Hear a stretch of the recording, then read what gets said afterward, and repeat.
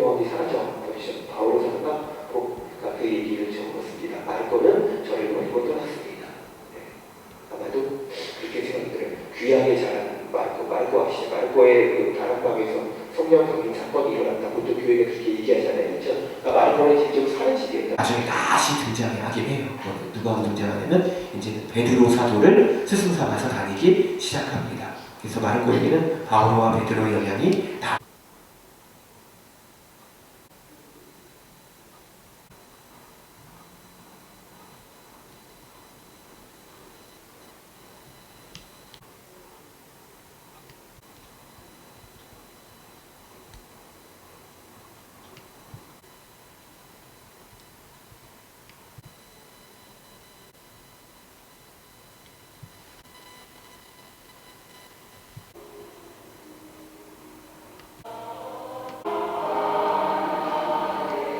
기도합시다.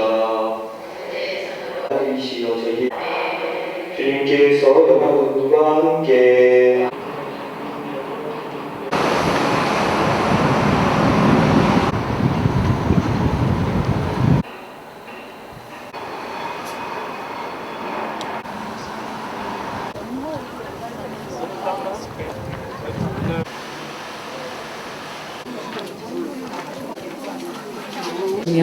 저희를 지옥불에서 구하시고 연옥 영혼을 돌보시며 가장 버림받은 영혼을 돌보소서.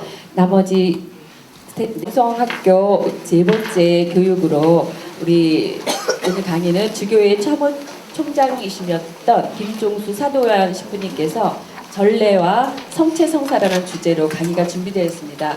먼저 김종수 신부님을 모시기에 앞서 저희 대표 신부님이신 임승철 토마스 아퀴너스 신부님께서 좀 더 깊이 우리 오늘 강사하시는 강의 신부님을 소개해 주시겠습니다. 신부님께 큰 박수 부탁드립니다. 참미예수님, 네, 무엇보다도 오늘 아주 훌륭한 또 제가 좋아하는 우리 신부님 모시게 되어서 영광이고, 신부님은 근래 아주 몇 개월 안 되셨어요. 잠실 칠동에 계셨다가 그 원로 사목자로 계시는데 바쁘신데도 이렇게 이런 시간 주신 신부님께 감사드리고, 무엇보다도 아주 중요하고 정말 우리가 알아야 될 그러한 강의를 잘 해주시라고 믿고, 신부님 감사합니다. 네.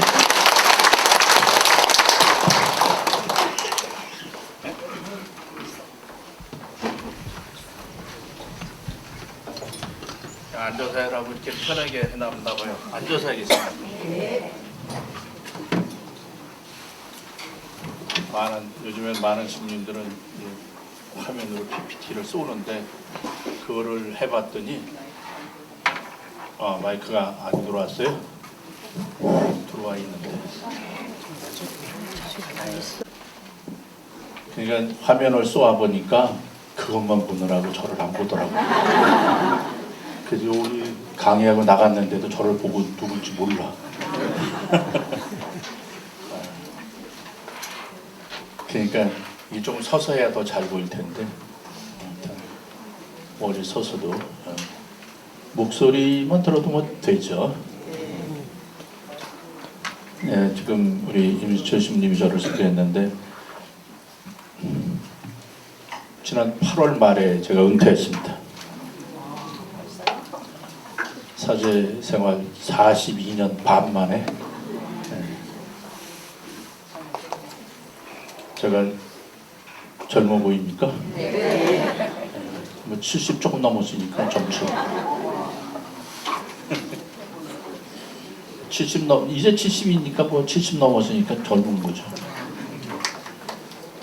다른 분들은 여기 80 넘으신 분들도 있죠. 꽤 많지? 사는 게 어떻습니까? 좋아요? 죄스러워요?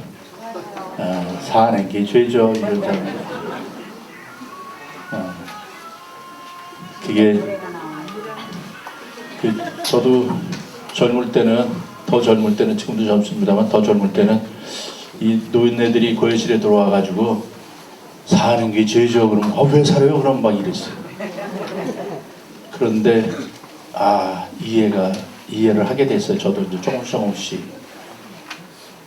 나이가 80이 넘고 그러면 뭐 잘난 건 없고 그냥 죄스러운 기억이 많아서 그냥 사는 게 다 죄 같은 거라.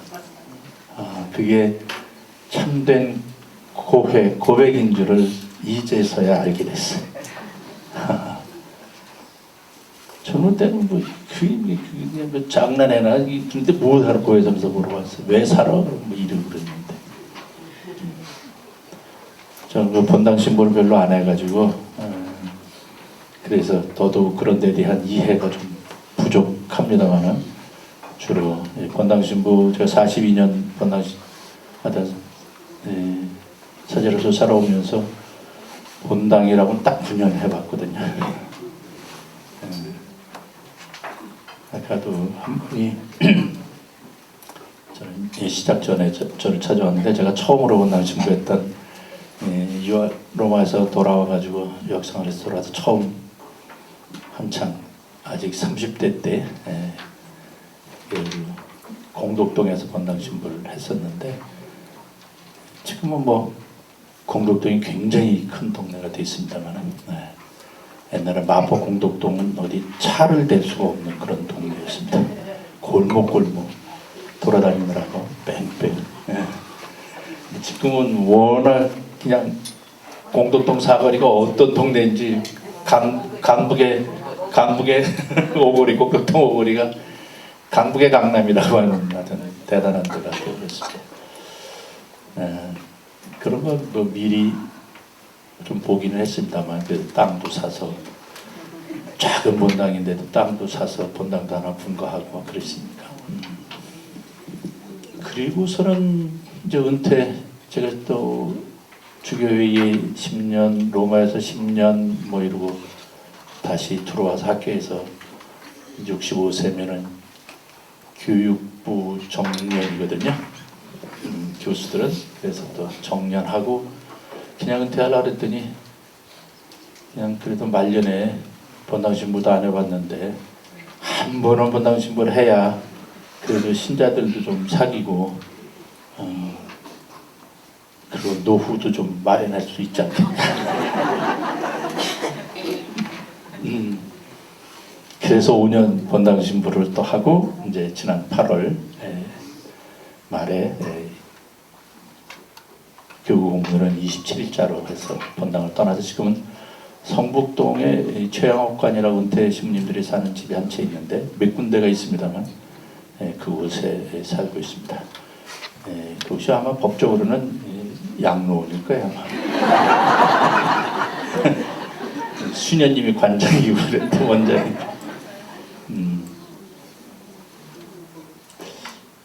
근데 강남 송파는 좀 강남하고 조금 차이가 있긴 해서 좀 낫습니다만 이 강남 사시는 분들도 많으실 텐데 그리고 다시 그냥 강북에 성북으로 가서 사니까 좋더라고요. 송파에 살면서 늘 강남을 통과하고 이렇게 다니다가 보니까 늘 그냥 사각집밖에 안 보이고 또 늘 똑같은 집들밖에 없었는데 강북으로 가니까 다시 정겹게 골목이 이게 어디야 이렇게 찾아야 되는 골목도 많고 성북도 그 위로 가면 골목이 또 대단합니다. 부자 동네라 그래 다른 사람들이 참안 보이지만 그래도 여기저기 그리고 산책하기가 무지하게 좋습니다. 북악 스카이웨이 팔각정 있는데 근처로 해서 삼청동으로 이렇게 삼청각 뒤로 정릉으로 이렇게 넘어가는데 서울에 이렇게 종로 성북에 이렇게까지 좋은 숲이 있나 할 정도로 참으로 아름다운 숲이 2시간만 걸으면 아침에도 산책 2시간을 하고 나왔습니다. 그 동네에서 그냥 산 지가 오래되기는 했는데 신학교도 거기 있고 저희가 원래 이북에서 내려온 북한에서 내려왔습니다만 내려와서는 뭐 성북의 도남동 제가 도남동 출신인데 본당도 도남동 출신인데 도남동에서 삼선동에서 태어나서 거기서 살다가 나갔다가 또 다시 들어와서 도남동에서 신부가 됐으니까 그래서 우리 이 송파 잠실 칠동본당 신자들에게는 좀 미안한데 신자들이 본당 떠나니까 어떠세요? 심심하시지 않으세요? 그러길래 좀 미안한 말인데 그냥 멀리 여행 갔다가 집에 들어온 느낌이라고 그 정도로 좀 정겨운 골목골목 모르는 데가 없는. 근데 잠시 지성분들이 저를 찾아왔다가는 아주 몇 번씩 가르쳐줘도 집을 못 찾습니다. 내비게이션을 뭐 켜서 와도 또 어디로 가는지도 모릅니다. 막 계속 길을 놓치고. 해화동, 성북동, 삼성동 이쪽 뒤쪽 길들이 하도 복잡해서. 근데 저는 참 좋아요. 정말 여행하고 집에 돌아온 느낌. 네, 제가 강의만 하면 되게 어려워하게 돼요. 사람들이 이런 이야기를 시작하면 조금 홀가분하게 그냥 좋으셔도 되고 졸린 건 제 탓이기 때문에 제가 졸리게 강의를 했기 때문에 졸린 거고 또 앉아서 하니까 더더욱 그렇죠. 뭐 그냥 상관없으니까 조금 여러분들이 보시기에 좀 일어나서 해다가 안 보고 해도 되니까 늘 하는 말이라 하나도 안 봐도 다 돼요. 괜히 보는 척 하는 거거든요. 안 보고 하면 너무 건방진 것 같아서 이렇게 서서 하다가 그러다가 나중에 필요하면 앉았다 섰다 뭐 이랬잖아요. 제가 전례와 성체성사 이렇게 얘기를 했는데 오늘 전례를 다 할 수는 없고요.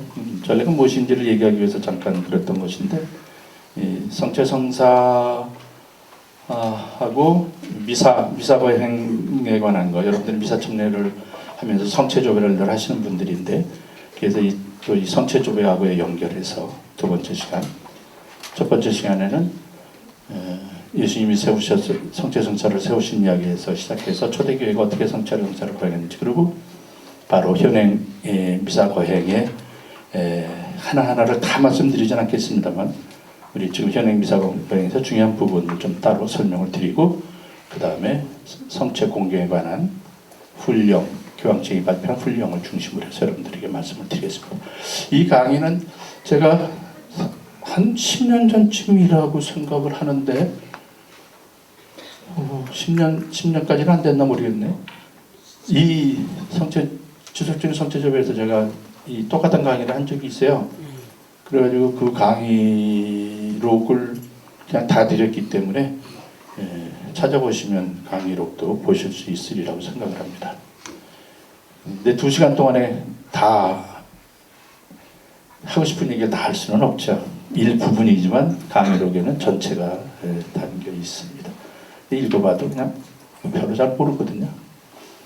그냥 듣고 기억하실 것만 기억하시면 다 기억하려고 그러면 요즘에 노망도 오는데 치매도 오는데 힘들잖아요. 또 괜히 무슨 얘기 많이 했는데 기억도 못하고 그럼 의기소침해져가지고 괜히 자격지심만 생기고 열등감만 생기고 그러면 병나요. 병나. 제가 신학교에서도 아이들 학생들 신학생들 가르칠 때도 그럽니다. 시험 때가 되면 학생들이 굉장히 시험 때문에 힘들어하거든요. 그걸 왜 다 외우려고 그러니? 너 그거 다 외워갖고 시험 볼 때 그거 다 쓸 거야? 그렇게 시간 주지도 않아. 또 다 하고 외웠다고 결국 쓸 건 2페이지잖아. 답안지 2페이지, 1페이지, 2페이지 쓸 건데 그럼 2페이지만 외워. 그걸 왜 다 외우니? 그러면 맞는 것 같은데 뭔가 안 맞거든요. 학생들이 그러죠.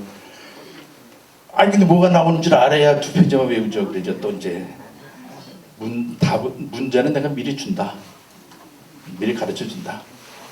그냥 편하게 들어라. 그냥 이렇게 얘기해. 다 모르는 거 답안지 쓰려면 어떤 학생들은 점수를 조금 더 받으려고요. 지가 잘 모르는 걸 막 더 껴서 씁니다. 그러면 점수 계속 깎이기만 해. 아는 것만 쓰면 최소 80점은 맞아. 아는 것만 쓰면. 그러면 됐지 뭐 그냥. 거기서 조금 더 기억하는 게 있으면 조금 더 쳐다본 게 있어서 알아서 쓰면 85점, 90점도 맞는 거야. 그렇게 되는 거거든요. 더 잘하면 95점 이상 맞지. 그런데 그걸 다 외우려고 그러니까 불평이 생겨. 오늘은 편하게. 자, 예수님께서 세상에 오셔서 복음을 선포하시면서 그 복음 선포 활동을 계속할 동업자들을 찾으셔서 제자들을 삼으셨습니다. 예수님을 따르는 사람들 중에는 많은 사람들이 있었던 것으로 보이는데 여인들도 있었고, 근데 그 중에서 특별히 어느 날 12를 뽑으셔서 사도로 삼으셨습니다. 많은 제자들이 따라다니는 가운데서도 특별히 12를 성경은 다르게 기억하고 있습니다. 특별한 위치에서 기억하고 있습니다.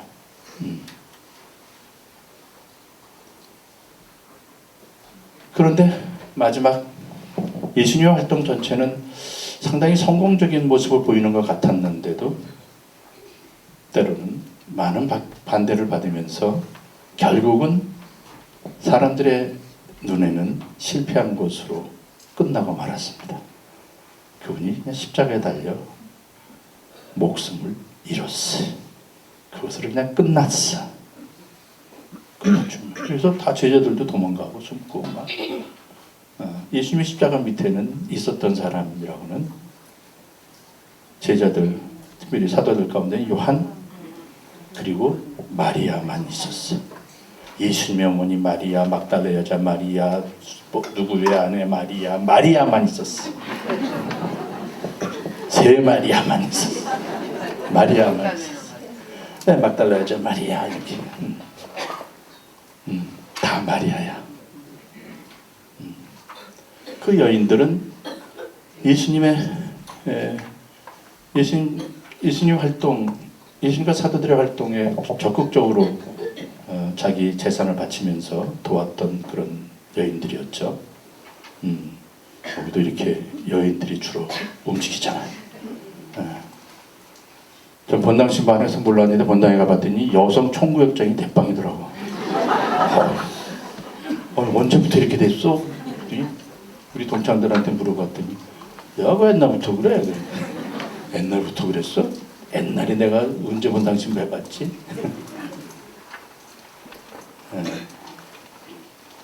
제가 93년 초에 본당 신부 안 하고서 이제 다시 2019년에 가서 나갔으니 우리 꽤 됐죠. 근데 하여튼 여성 중심의 교회라고 그랬는데 너무 고마운 일이에요. 그리고 가서 보니까 누가 그래요. 저를 아는 어떤 좀 젊은 엄마들이 그 본당에 자매들, 여자들, 젊은 여자 많아요? 없던데? 아우 어떡하지? 우리 딸밖에 없더라 야 그랬더니 그러면 그거 도움이 안 된대.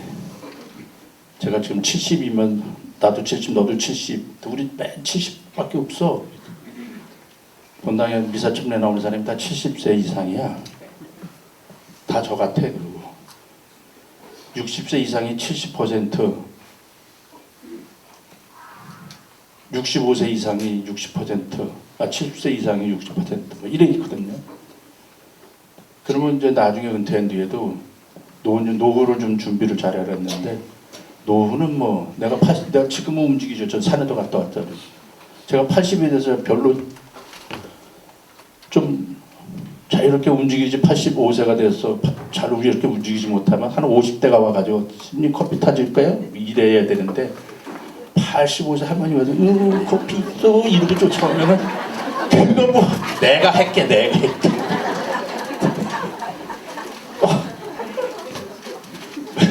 도움을 받기는 그냥 거꾸로 내가 해줘. 그렇잖아.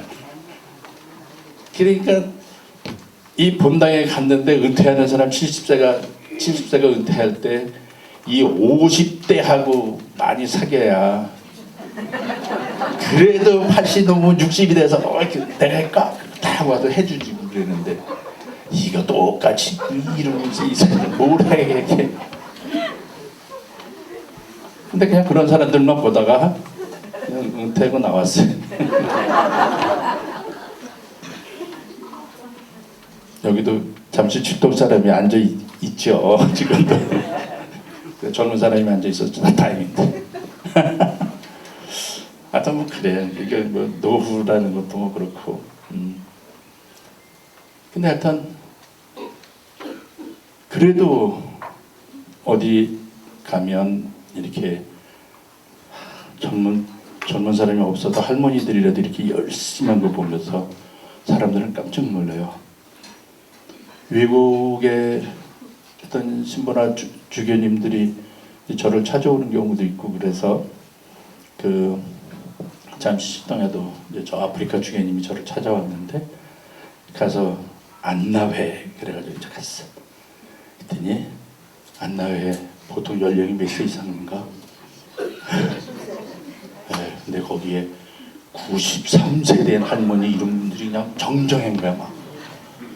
그걸 85세, 죄다 85세, 80세, 85세 이상의 93세, 95세가 막 다 그냥 이러고 있으니까 그 아프리카 주교님은 85세, 90세 된 사람들이 여기도 있고 저기도 있는 건 봤대.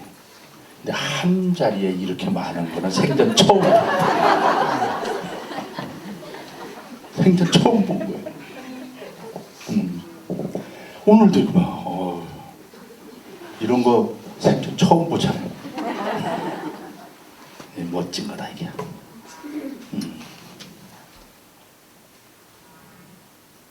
자, 근데 하여튼 얘기가 이렇게 다른 데로도 가죠 일부러. 그래도 다시 돌아오기만 하면 돼. 오늘 끝날 때는 어디까지 가서 무슨 진도 나가는 건 없어요. 2시간 얘기가 떠들다 가면 되지. 자, 그렇게 여인들이 도와주면서도 이렇게 했는데 십자가 밑에 외롭게도 예수님 당신 제자들 그 많이 따라다니던 군중들은 당신을 향해서 십자가 못 박으시오 하고 외쳐대는 사람들만 봤고 마지막 숨어 거둘 때도 여인들과 요한 외에는 아무도 없었어요. 외로웠어요. 누가 봐도 이것은 실패한 죽음이었어요. 십자가 자체가 저주스러운 것이었고 그런데 그분이 이 돌아가시기 전날 저녁에 제자들과 함께 만찬을 드시면서 파스카 만찬이었는지 아니었는지 학자들에 따라서 또 성서 저자들에 따라서 조금 차이를 보이고 있습니다만은 하여튼 유다인들의 파스카 축제일이 돼서 파스카 만찬을 잡수시면서 그 파스카 구약의 파스카의 의미를 완전히 바꾸고 구약의 파스카는 예루살렘의 탈출을 기념해서 거행하던 파스카였는데 이제 예수님께서는 당신의 죽음을 기념해서 거행하는 새로운 파스카로 이 만찬에서 새로운 파스카를 세우셨습니다. 그리고서는 예수님께서는 이 새로운 파스카를 세우시면서 이제 사건으로서의 탈출이라는 이집트의 탈출을 당신 죽음으로 대체하셨고 그 이집트 탈출을 기념하여 거행하던 파스카 예식을 당신 죽음을 기념하여 거행하는 성체성사로 오늘의 미사 양식으로 바꾸셨어요. 사건도 또 그것을 기념하여 거행하는 예식도 새롭게 세우셨어요. 그리고서는 너희는 나를 기억해서 이 예를 행하라고 말씀하셨습니다. 그래서 뒷날 교회는 예수님의 죽음과 부활을 기억해서 미사성제를 거행하기를 게을리하지 않게 되었습니다마는 그런데 예수님께서 돌아가시기만 했어도 그 의미를 잘 못 알아들었기 때문에 그냥 다 뿔뿔이 흩어지고 숨어 있었고 사도들은 예수님의 부활과 성령 강림을 체험한 뒤에 예수님이 죽음이 지니는 구원적 의미를 새롭게 깨달았고 그 구원의 제사, 구원의 그 사건이 바로 예수님께서 돌아가시기 전날 세우신 마지막 만찬에 세우신 이 새로운 성사, 성체 성사를 통해서 계속된다는 것을 깨닫게 되었어요. 그래서 그날 이후로 8번째 날마다 사도 공동체에는 예수님의 죽음을 기념하여 거행하기를 8번째 날마다 모여서 거행하기를 게을리하지 않았다고 기록하고 있습니다. 왜 8번째 날인가? 주일을 가리키는 용어가 8이라는 8번째 날이라고 해요. 여러분들 성무일도 바치시나요? 네, 많이 바치시죠? 근데 주일 찬미가에 보면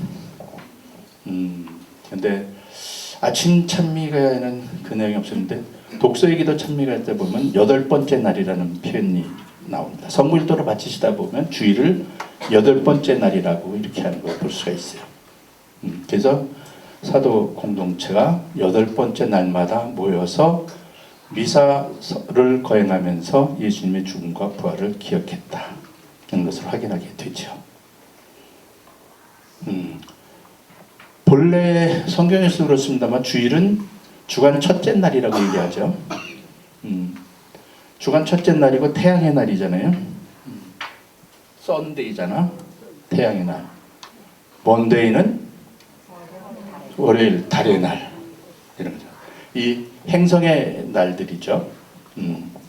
근데 그리스도교국들은 썬데이라고 안 그러고요. 도미니카라고 그러거든요. 주님의 날이라 그래. 근데 이미 예수님의 부활을 체험하고 그 주일을 거행하던 초대교회 공동체는 썬데이를 썬데이라 부르지 않고 주님의 날이라고 불렀어요. 귀리앗게, 헤메라 귀리앗게, 귀리오스 그러면 기리엘레이선 주님 자비를 베푸소 이러잖아요. 기리의 호격인데요. 귀리오스, 퀴리오스, 기리엘레이선의 뜻이 귀리앗게 이렇게 주님의 날이라고 불렀어요. 그 날을 초기 그리스도교 공동체는 주간 첫째 날이라고 하는 세상 사람들이 쓰는 표현을 쓰면서도 8번째 날이라고 그랬어요. 유다인들에게는 안식일이 완성의 날이죠. 토요일 안식일이 완성의 날인데 그래서 그게 완성의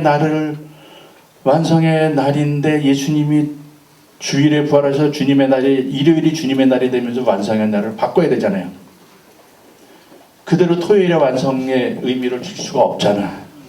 네? 그리스도교인들은 사도 공동체는 그러니까 그날을 그 완성의 날을 이면서도 동시에 새로운 시작이 됐다고. 예수님의 죽음 부활의 사건이 죽음이면서 동시에 새로운 부활, 완성이면서 동시에 새로운 시작, 끝이면서 새로운 시작을 가리키고 있거든요. 그것을 일곱하고 일곱째 날, 그 다음에 첫째 날 그러면은 이걸 이 그리스도인들이 생각하는 주님의 날을 내 의미를 설명할 수가 없었어. 그래서 8번째 날이라고 그랬어. 시작이면서 끝이면서 시작, 완성이면서 또 새로운 시작의 날로 이렇게 주님의 날을 8번째 날이라고 그랬어요. 지금도 봐요. 일, 월, 화, 수, 목, 금, 토. 8번째 날이잖아. 7번째 날이면 토에 머물잖아. 일, 월, 화, 수, 목, 금, 토. 8번째 날이잖아.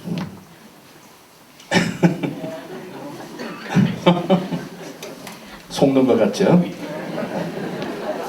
속는 게 아니고 이게 사실이란 말이야. 그래서 그리스도인들은 자신의 신원을 가리켜서 8이라는 숫자 안에서 자신의 신원에 자신 정체성을 찾았어요. 그래서 예수님의 모든 그리스도인들은 세례를 통해서 예수님의 죽음과 부활에 동참하죠.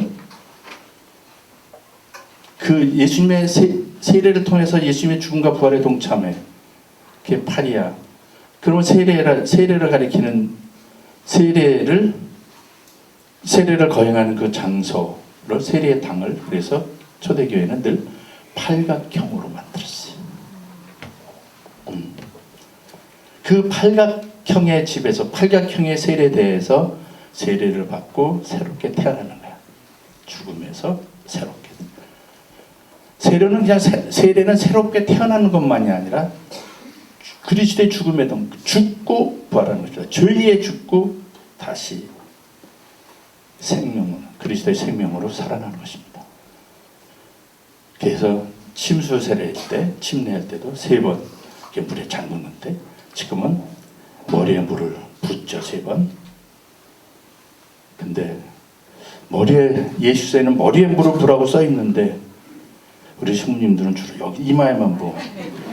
그리고 화장이 지워질까봐 조금만 부어. 죄가 안 씻겨. 헐칼 보여야 좀 죽어야 되는데. 제가 세례를 주면 물을 그냥 많이 씁니다. 수녀님들이 물 조금 쓰는 줄 알고 요만한 바가지 요만한 거 갖고 넘쳐. 물을 막 팍 하면 일부러 막 부어 그러면 타고들어 숨이 막혀 죽을 것 같아야 세례를 받지. 죄에 죽고 그러다 살았다 이래야 돼서 그런 느낌이 있어야지 되는 거예요. 그러니까 강물에서 잠기어서 세례를 받던 때 이제는 그럴 수 없는 도시화된 세계 속에서도 한동안은 세례당을 따로 건축해서 세례를 베풀었지만 이제 그렇게 하지 못하더라도 지금 머리에 붓는 세례를 준다 하더라도 좀 그런 느낌이 들게 해야 된다는 거지. 세례까지 다 얘기하려면 한이 없죠. 근데 그래서 이렇게 팔각형으로 그래서 지금도 많은 성당들이 그냥 팔각형으로 잠시칠동도 팔각형으로 되어 있습니다. 성당 자체가. 근데 성당을 팔각형으로 지은 적은 뭐 없고요. 세례당으로고 지금도 로마에 가서도 세례당을 확인할 수 있는 거는 라테란 대성당이라는 성요한 성당 앞에 거기 세례당이 있고요. 그리고 여러분들 혹시 피사에 가면 피사의 성당 앞에 세례당이 있죠.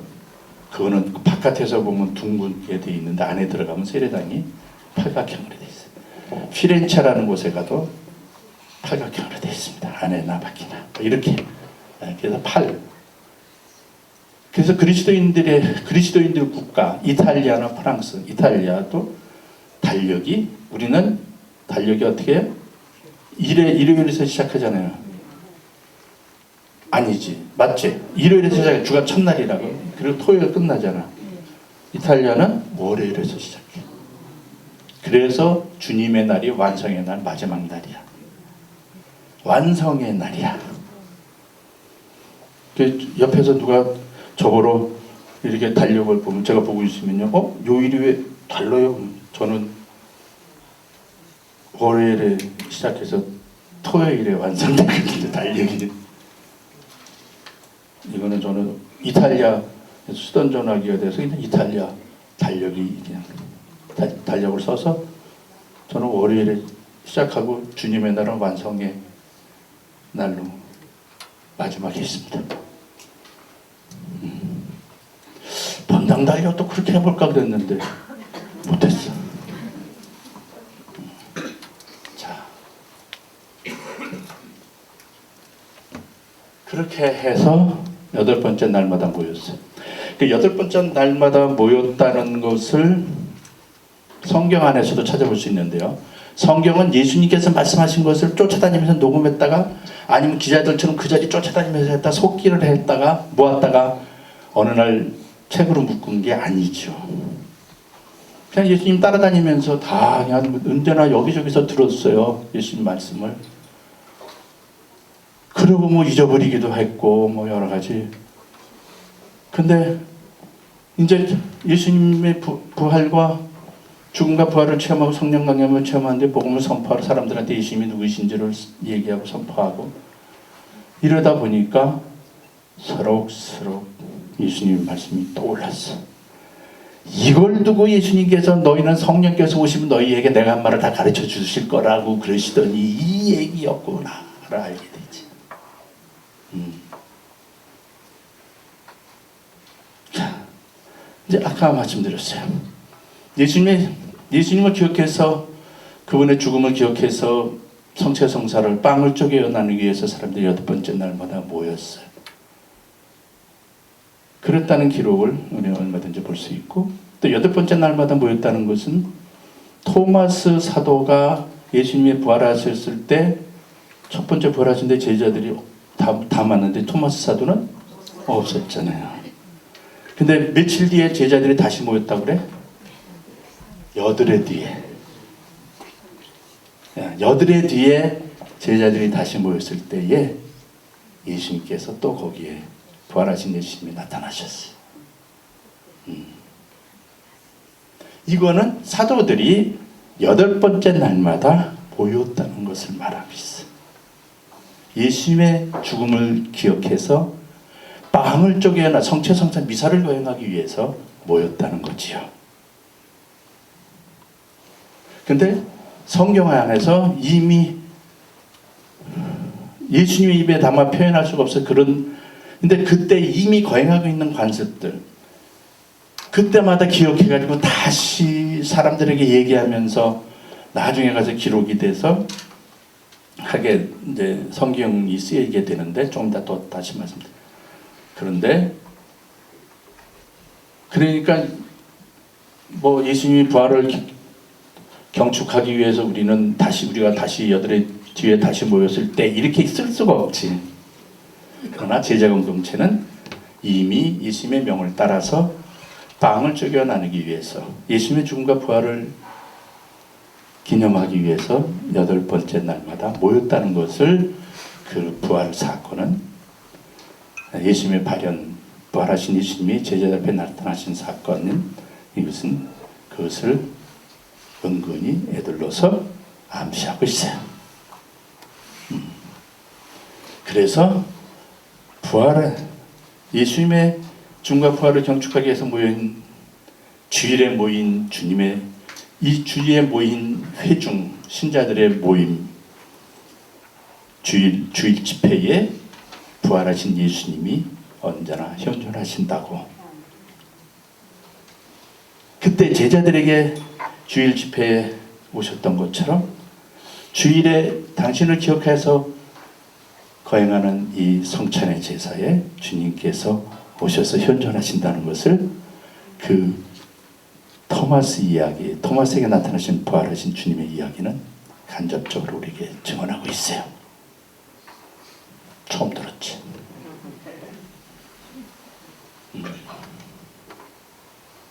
그런 거예요. 자, 이렇게 빵을 쪼개어 나누기 위해서 8번째 날마다 모였다고 했는데, 빵을 쪼개어 나누기 위해서 그러니까 새로운 신자들도 나중에 그 오순절날 나가서 베드로가 복음을 선포했더니 그냥 3,000명이나 되는 사람이 그냥 다 세례를 받고 신자가 됐다 그러잖아요. 그리고 사도행전 2장과 4장에서는 계속해서 신자들이 나날이 늘어가는 이야기를 해줍니다.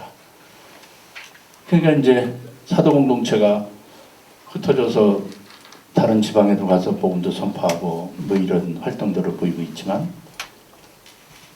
근데 빵을 쪼개어 나누기 위해서, 그래서 지금 성체성사 미사라는 말을 쓰지만 초기에 미사를 가리키는 용어가 빵 쪼개미예요. 프락시오 바니스라고 라틴 말로는 그러는데 여기에 써봐야 한 일이잖아요, 그렇죠? 그래서 쓰면은 어떤 사람 써요. 그러면 이제 어디 가서 좀 잘난 척할 수 있죠. 그런 분을 해서 써드릴까?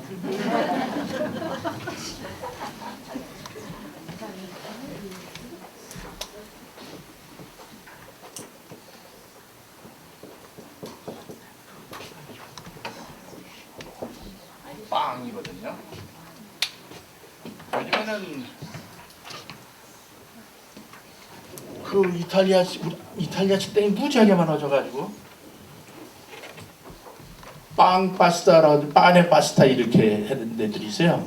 빠네가 이탈리아 말로 빵이에요. 파니스가 빠네가 된 거죠. 프락시오 그러면 쪼갠다는 거예요. 브레이킹, 쪼개는 거예요. 부수는 거예요. 그래서 프락시오 파니스라고 그랬는데 빵을 쪼개 나누기 위해서 뭐였다? 빵 쪼개는 그랬는데 근데 처음에 이제 신자가 돼서 막 뭐 늘어났다 그랬잖아요. 사람들이 모여서 이거 왜 해놓은 거예요? 이렇게 물을 거 아니야. 그러니까 사도들이 또 얘기를 해줘야 되잖아. 예수님께서 돌아가시기 전날 저녁에 우리들과 만찬을 하시면서 말씀하셨잖아. 이는 내 몸이다. 받아 먹으라. 이는 내 피다. 받아 마시라. 너희는 나를 기억해서 이를 행하여라. 그렇게 해서 해놓은 거라고. 그래요. 예수님은 어떻게 돌아가셨어요? 물을 거 아니야. 예수님은 이렇게 돌아가셨지만 근데 우리는 그것도 모르고 죄다 도망갔잖아. 아우 이런 통고. 후회스럽기 짝이 없어. 베드로 3번이나 나는 모른다고 했어. 정말 그때 닭이 웃는다는데 진짜 닭이 울었어. 이거를 예수님이 너는 나를 3번이나 모른다고 할 것이다. 3번째 모른다고 할 때 닭이 울 것이다. 그러니까 미리 그런가 하고 적은 게 아니고 빵을 쪼개어 나누기 위해서 모였는데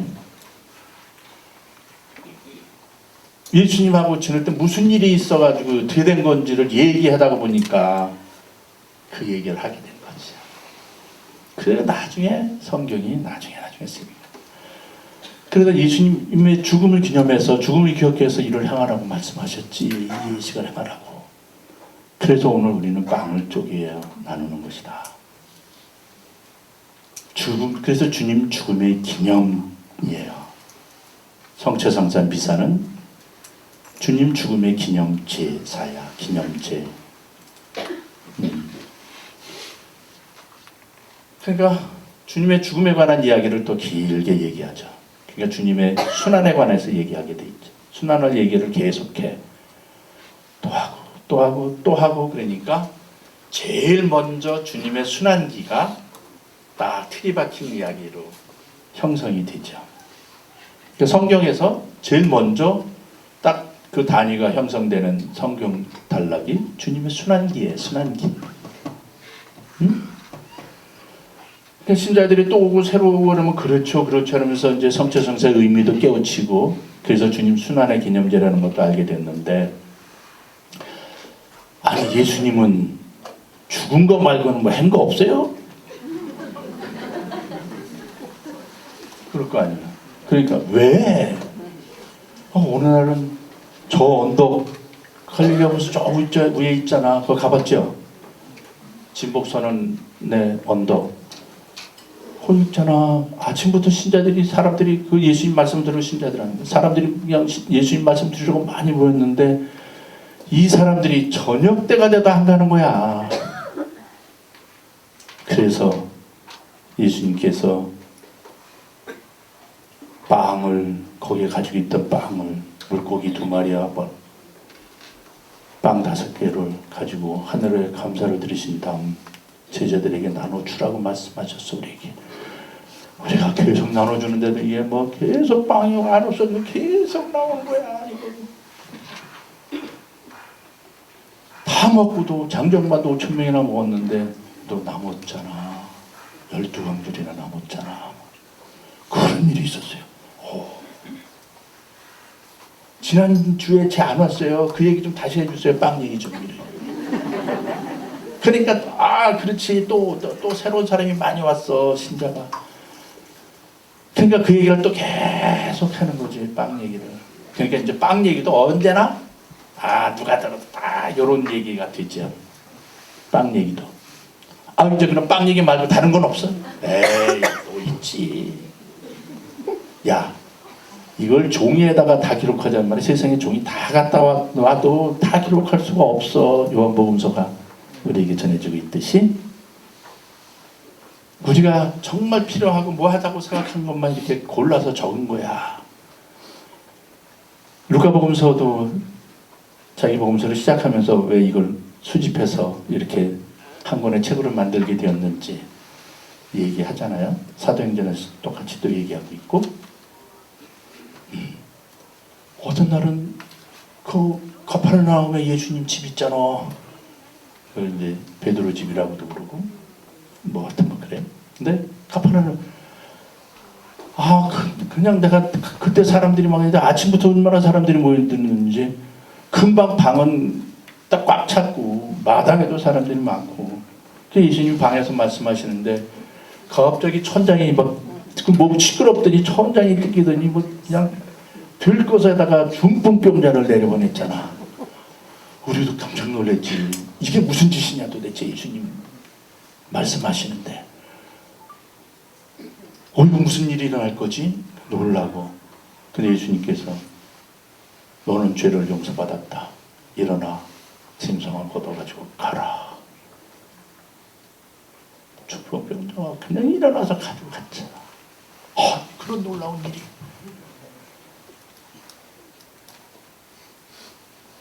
또 그 다음 주에 제가 그 얘기 못 들었어요. 또 해주세요. 이랬는 거지. 딱 그 얘기하니까 또 그 얘기도 다 이야기가 하나가 단위가 형성돼.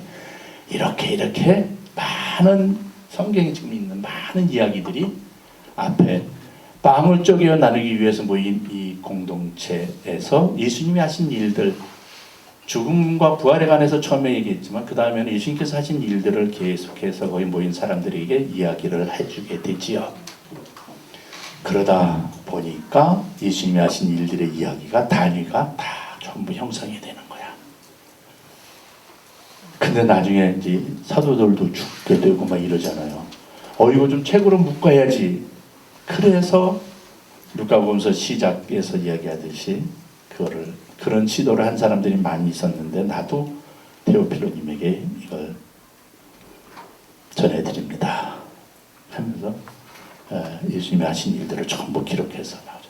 이게 뒤에 한 권의 책으로 묶어지고 그것을 교회가 성경이라고 선포하게 되면서 교회의 공식적인 예수님 말씀이 됐죠. 이렇게 전례를 거행하기 위해 모인 공동체 그 안에서 예수님이 하신 일들을 전하는 이야기가 성경이 되는 거예요. 교회 공동체의 체험이었어요.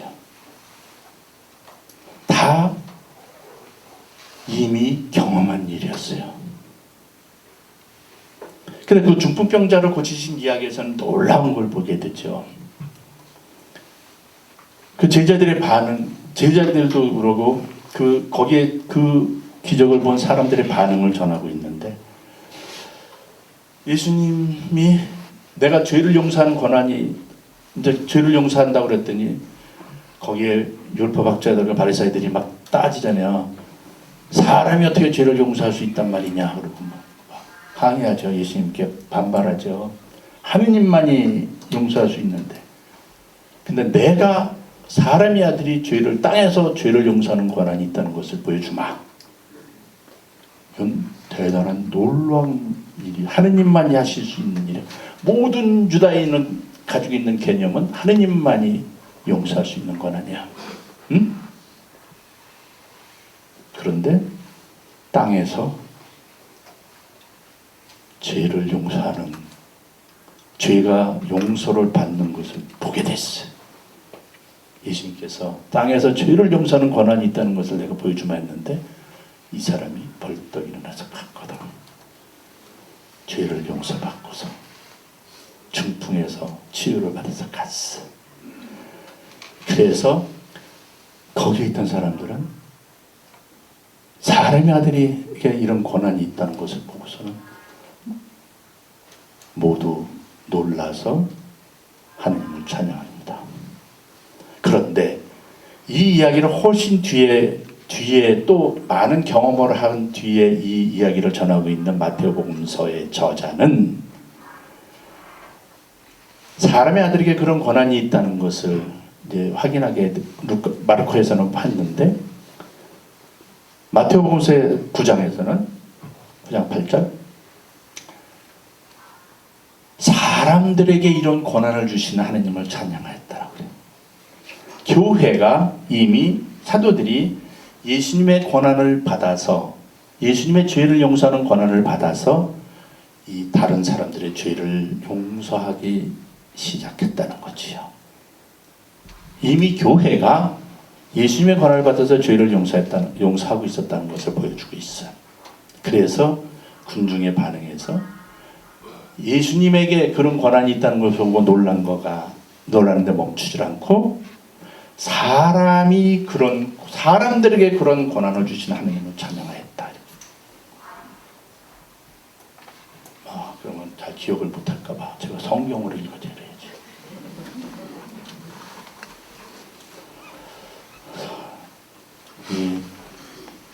이거를 이제 개신교 사람 꼭 이거 어디서 들어본 것 같잖아요, 여러분들이.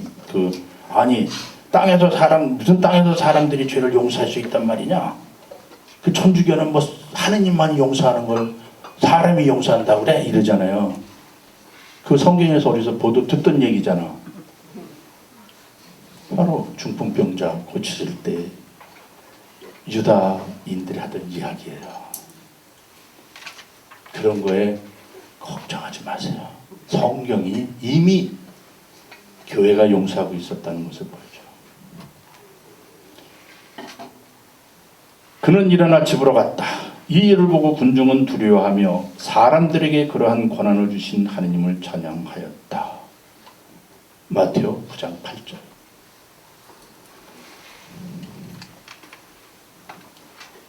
마르코는 2장에서 일찌감치 이 얘기를 전하는데, 그러자 그는 내가 너에게 말한다. 일어나 들 것을 들고 집으로 돌아가거라. 앞에 얘기가 다 용서한 권한에 대해서 얘기했어요. 그러자 그는 일어나 곧바로 물건을 가지고 모든 사람이 보는 앞에서 밖으로 걸어 나갔다. 이에 모든 사람이 크게 놀라 하나님을 찬양하며 말하였다. 이런 일은 일찍이 본 적이 없다. 훨씬 소박하지만 지상에서 죄를 용서하는 권한이 있는 사람을 보았어요. 이거는 2장 12절인데 마르코. 근데 이미 교회가 이 권한을 행사하면서는 마테오는 훨씬 더 교회적입니다. 교회의 경험이 굉장히 많이 이 안에 드러나고 있습니다. 그걸 담고 있어요. 사람들에게 이런 권한을 주신 하나님을 찬양하였다. 제가 개신교 대학원 박사과정에서 제가 2학기 강의를 한 적이 있었는데, 한신대라고, 지금은 한신대가 굉장히 커졌습니다. 근데 그 대학원 박사과정에서 가톨릭 전례를 3학점으로 해가지고 해달라고 해서 제가 갔은 적이 있어요. 근데 제가 로마로 그냥 가는 바람에 1년밖에 못하고 떠나게 돼서 좀 안타깝습니다만, 그 무슨 얘기하면 이 목사들이, 그 박사과정에 있는 목사들은 대개 목회를 한 10년, 20년 한 친구들이 많아요. 무슨 얘기하면 성경에 있습니다. 당연히 있지. 걔들은 성경을 너무 몰라. 자기네가 기억하려고 하는 것만 해. 우리는 성경을 통째로 알아. 이 성경은 교회가 썼고 전례 안에서 썼고, 그래서 통째로 이걸 이해할 수 있는 능력이 있어. 그들은 골라서 뽑아서 읽어. 그 목사님도 강론 설교하면요 뽑아서 해. 우리는 오늘 내일 복음 뭐지? 모레 복음 이번 주일 복음 뭐지? 주어지는 대로 해. 그래서 어떤 때는 잘할 수 있는, 어떤 때는 너무 경험이 없어가지고 되게 어려울 때도 있어. 그런데 복음은 늘 체험한 거기 때문에 알아. 그래서 자신 있게 말할 수 있어요.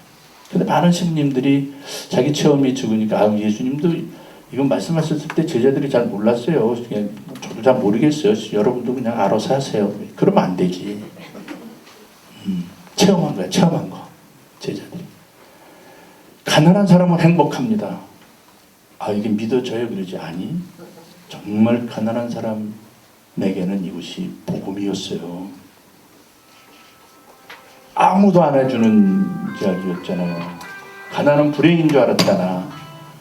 근데 가난이 행복하다는 것을 가난한 사람이 체험했잖아요. 그래서 제자들이 똑같이 그 체험을 했어요. 그래서 가난한 사람은 행복합니다 하고 말할 수 있었어요. 가난한 사람도 행복할 수 있습니다. 너 가난하니 너도 행복한 사람이야. 너는 왜 불행하게만 살아? 너도 행복한 사람이야. 가난한 사람이 그 말씀을 듣고 힘이 생겨서 행복하게 살았어요. 그렇게 했어요. 이렇게 빵을 쪼개어 나누기 위해서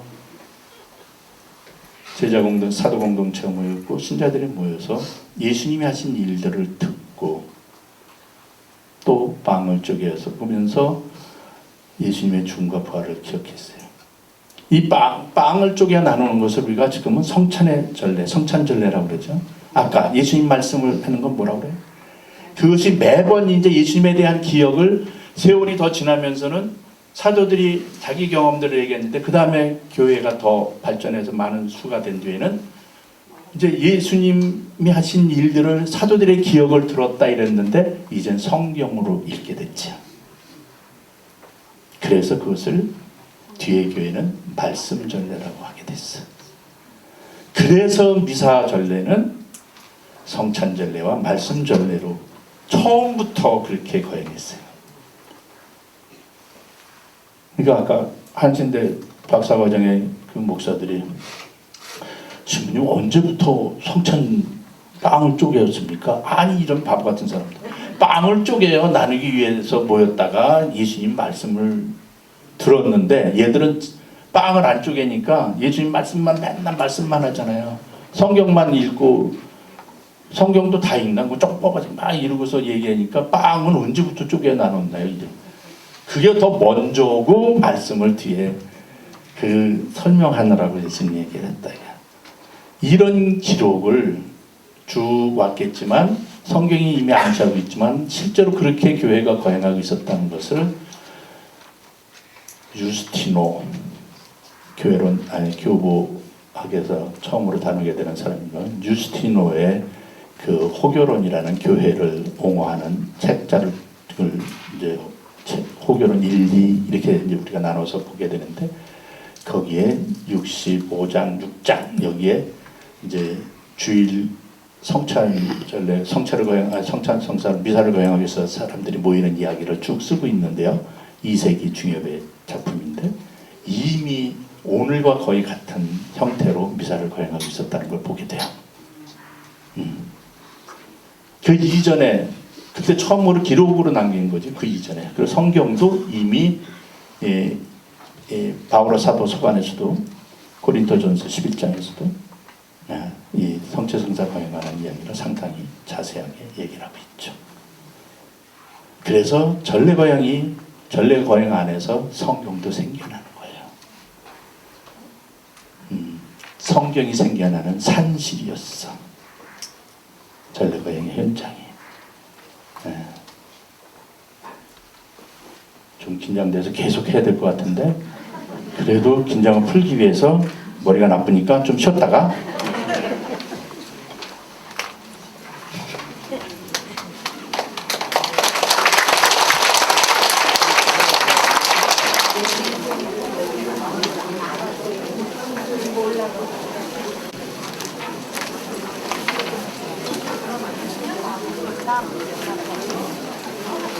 다음 시간엔 또 어떤 말씀을 하실지 저희 귀를 쫑긋해서 신부님과 함께 눈을 맞추고 강의 시간 듣겠습니다. 신부님 감사합니다.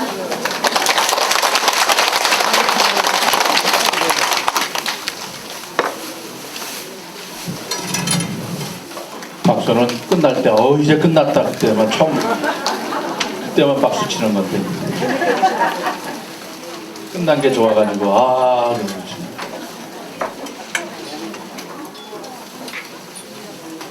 지금 1시간 동안 말씀을 드렸는데 이거 5분만 하고 다른 얘기 하려고 그랬었거든요. 근데 여러분이 처음 듣는 것 같아서 계속 하다 보니까 1시간이나 하게 됐어요.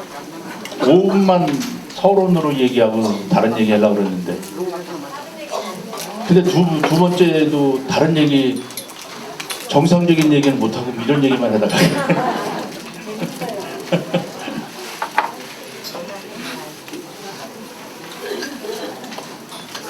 네, 그래서 미사 성체성사는 예수 그리스도의 죽음의 기념이다, 이렇게 말씀을 드렸잖아요.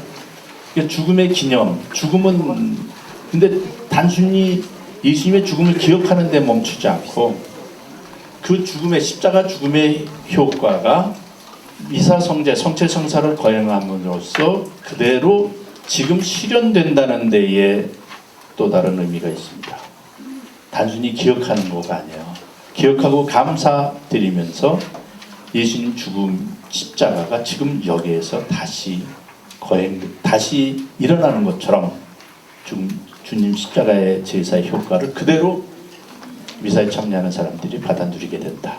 이런 것들을 우리가 성사라고 얘기하는 거죠. 그래서 죽음을 성사적으로 재현한다, 이런 표현을 쓰게 되는 거예요. 성사라는 말이 그거예요. 성사가 뭐냐 그러면 금방 잘 이렇게 정의를 못하는데, 이게 풀어서도 하는데, 제가 주일학교 다닐 때는 성사란 무엇이냐 그러면 성사는 비가시적 은총의 가시적 표지다, 이렇게 배웠어요. 비가시적 은총의 가시적 표지다.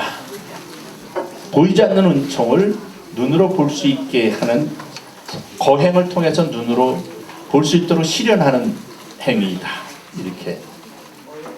그런데 이거를 주일학교 다니면서 배운 정의인데, 초등학교 3학년 이전에 천년손체일 때, 그런데 대신학교 교수가 돼서 신학대학의 교수가 돼서도 학생들에게 똑같이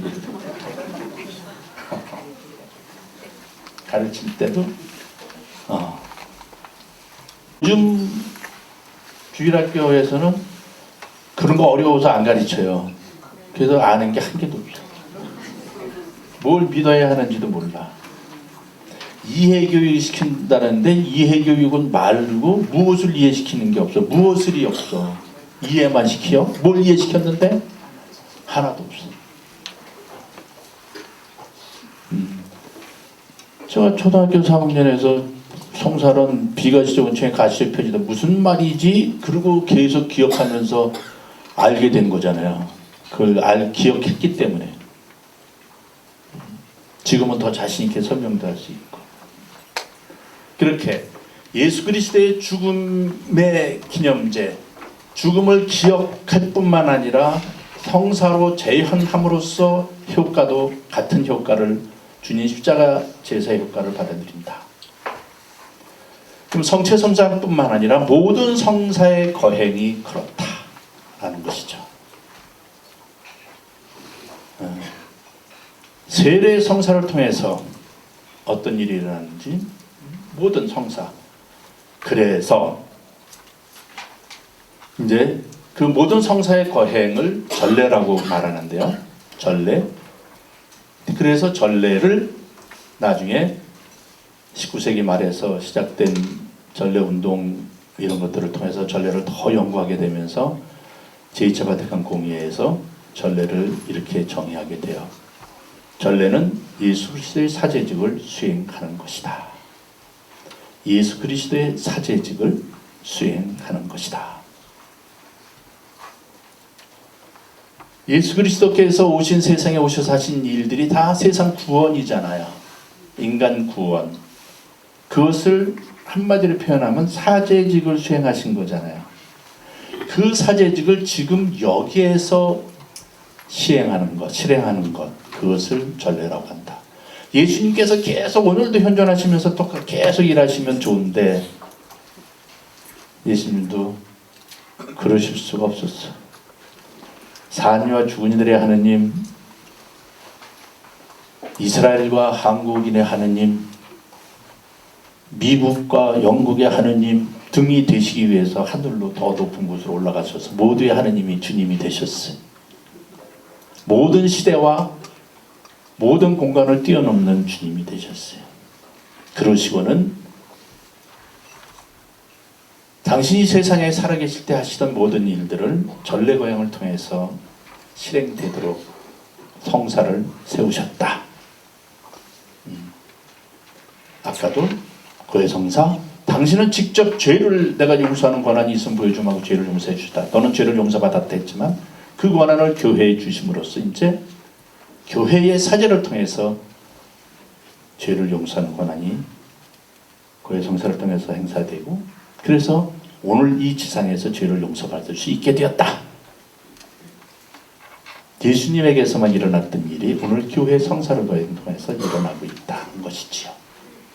그것을 이미 교회가, 어느 교회가, 지금에 와서 가톨릭 교회가 군주화된 교황의 교회가 그러는 것이 아니라 사도들의 교회가 그렇게 시작했다, 알았다, 그렇게 거행을 했다.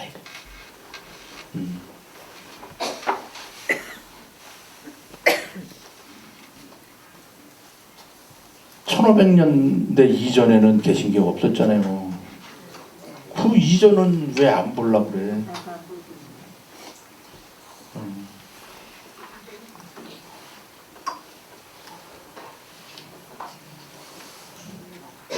그래서 예수 그리스도의 차제직을 수행하는 것이다. 이것을 다시 정리한다면 하느님께서 예수 그리스도를 통해서 이룩하신 구원의 업적을 지금 여기에서 실행하는 행위를 전례라고 한다.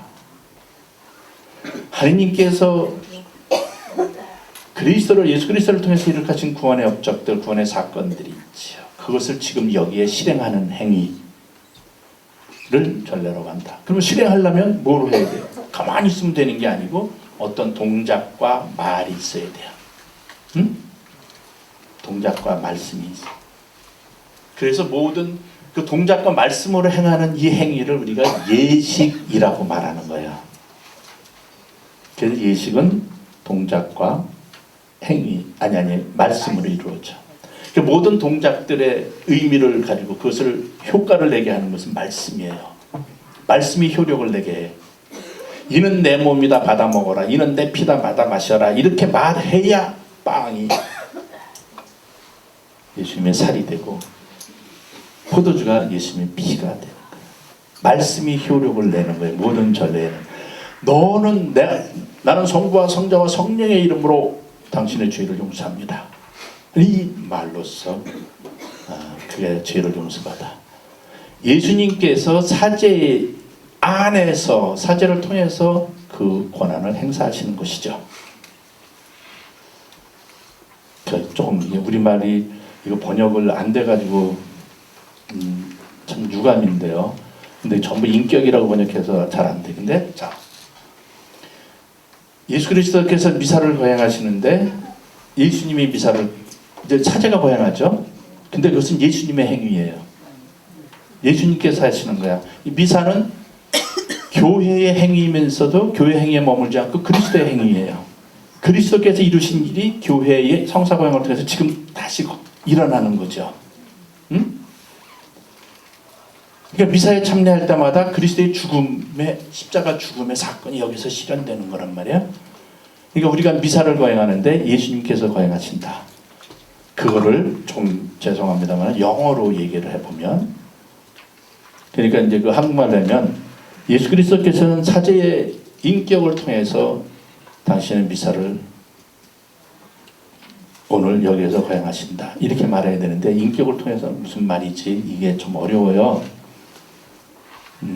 근데 그걸 in person, 영어로 in person of Christ 이렇게 말할 수 있어요. in person of Christ, 예수님이 내가 되어서 행하는 것이야. 그리고 사제인 나는 예수님이 돼서 그 인격, 그 person으로 행하는 거라 이 말이에요. person이라는 말이 되게 어려워요. 사람 자체를 뜻하는 것인데, 아까 제자들에게 예수님께서 나타나셨다고 그럴 때도 그냥 나타나니까 막 문도 안 열고 그냥 나오니까 유령인가 그러잖아요, 제자들이. 근데 어느 성경에서도 안 하는데 시라버 성경도 뭐 이렇게 조금 생각해 보면 그렇게 번역할 수 있는데 이탈리아말 성경이 번역을 굉장히 잘 해놨어요. 제가 이제 주일 강론하려면은 아니 매일 평일 강론할 때도 마찬가지인데 여러 나라 말로 성경을 읽거든요. 한국말로도 읽고 시라버로도 읽고 라틴말로도 읽고 프랑스말, 독일어, 이탈리아, 스페인말을 다 봐요.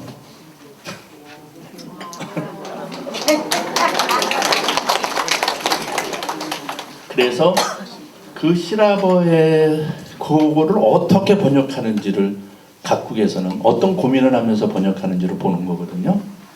그러고 우리나라 말로 보면 이거 어떻게 하면 우리나라 말로도 설명을 잘 할 수 있을까 이런 고민을 하는 거예요. 근데 번역할 때도 우리나라에서 번역하던 분들도 다 그런 고민하면서 다 보면서 그랬어요. 옛날에는 그걸 보려고 책을 여기 번역본을 열어 쭉 보면 이렇게 봤어요. 쭉 둘러보면서 막 구루마 달린 바퀴 달린 이 의자 하나 놓고 이렇게 성경을 봤거든요. 지금은 이게 프로그램이 있어. 컴퓨터 시대에 바이블 웍스 그라는 게 있는데 내가 택할 수 있는 10개의 텍스트 나라 말을 쭉 한 창에다가 띄워놓고 볼 수가 있어. 그리고 또 그거 뭘 단어로 몰라가고 사전도 이쪽에 잔뜩 놓아야 돼. 그냥 또 찾아 이게 무슨 말이야. 죄다 찾아봐야 되는데 지금은 컴퓨터 이 마우스를 이렇게 갖다 대면 뜻이 뚝뚝 떠.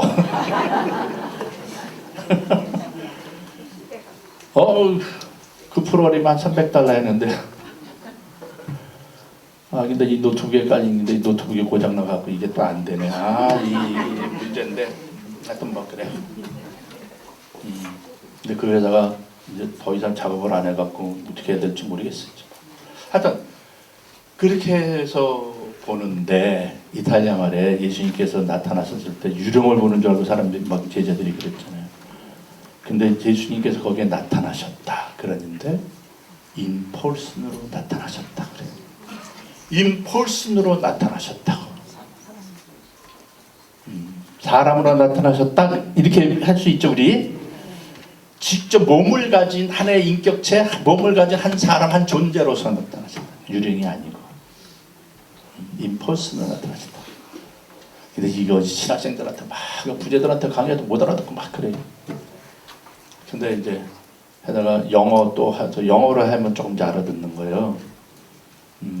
거기 이탈리아말로 인페르소나로 나타나셨다 이랬는데 살아있는 한 존재로서 나타나셨다 이런 말이야. 근데 그 영어 잘하시는 분들 많으신데요.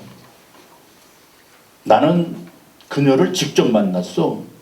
이걸 영어로 해봐라 그러면 학생들이 되게 웃기게 합니다. 영어를. I met her, I met her meet, I met her directly 이래요. 다이렉트리로. 이게 텔레폰 전화로도 볼 수 있고 책으로도 볼 수 있고 만났을 때 여러 가지 있잖아요. 근데 직접 만났다는 표현이 인펄슨으로 만났어. 내가 너를 인펄슨으로 이게 펄슨이야.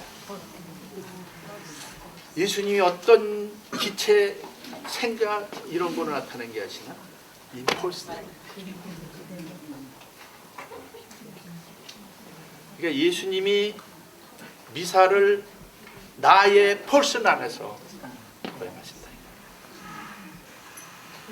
그래서 이 내가 드리는 미사가 예수님의 미사거든. 응?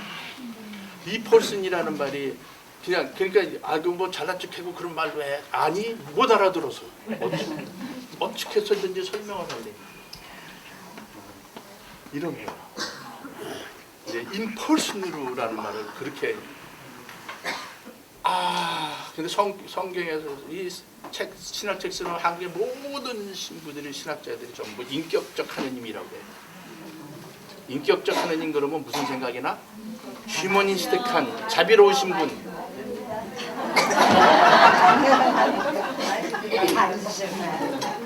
인격적 하느님 그러면은 자비롭고 뭐 인자하신 하는 이런 걸 인격적이라고 그러잖아요. 쟤는 참 인격적이야. 그런 말이 아니야. 이렇게 나를 인펄슨으로 나와 만나시는 하느님. 그 인격적 하느님이라고 번역하면 안 되는 거야. 서양 사람은 무슨 말인지 다 알아요. 쓰니까. 근데 그거를 보는 서양말을 보는 한국 사람은 인격적이라고 번역한다 이게야. 그래서 그 하느님을 못 만나잖아.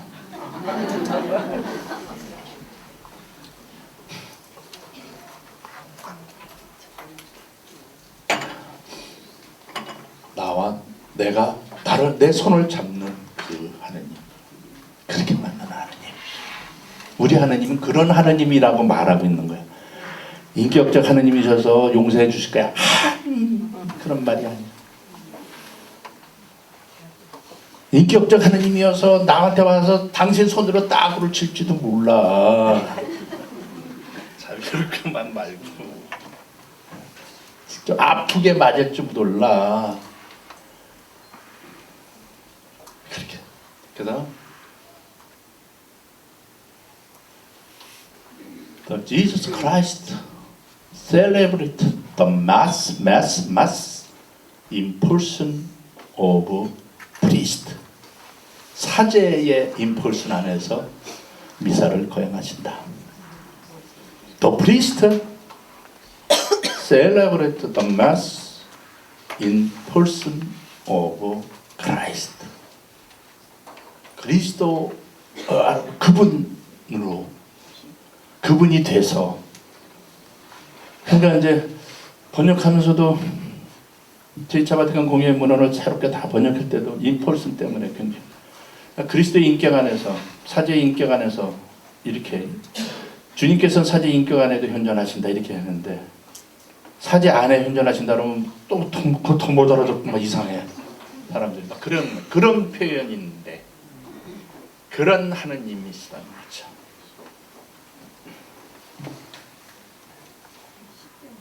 그래서 그렇게 하시기 때문에 예수 그리스도의 구원의 업적인 사제직이 사제가 거행하는 이 성사 거행 안에서 이루어질 수 있는 거지요. 자, 여러분이 그래서 미사할 때 그렇게 되라고 미사 시작할 때 성부와 성자와 성령의 이름으로 아멘. 주님께서 여러분과 함께 그렇다는 거예요.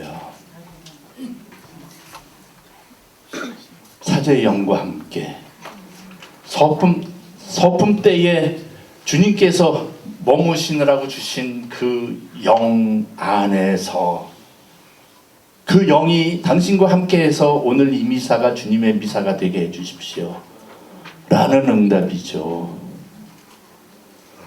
그래서 또한 사제와 함께 하다가 그 교황청이 영과 함께라고 아주 성경이 그리고 초대 교회가 계속 해온 왜 그랬을까를 더 찾았어.